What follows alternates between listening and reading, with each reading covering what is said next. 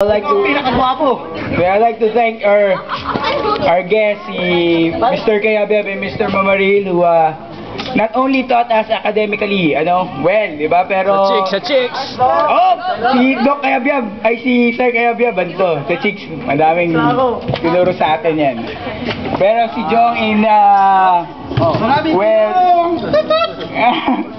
pero not only on biochemistry kasi siya ang biochem teacher natin, but as well as he taught us more than that.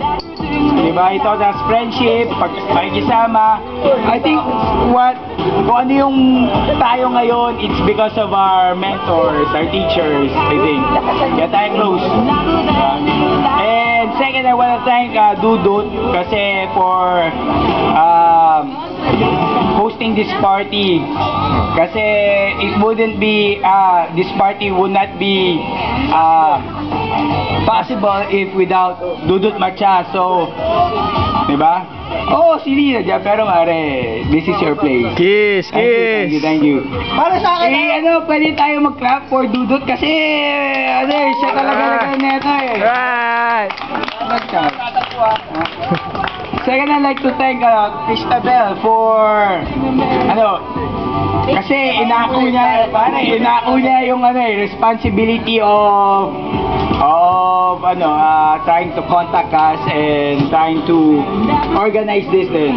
Balik daw yung load! Pare sa akin, salamat! Balik yung load! Sa akin, pasalamat! Pwede nyo nang kalimutan si Godok kasi si Godok, alam mo yun, unforgettable. Forgettable. And I hope this will not just be bakit di natin gawin to pare every year?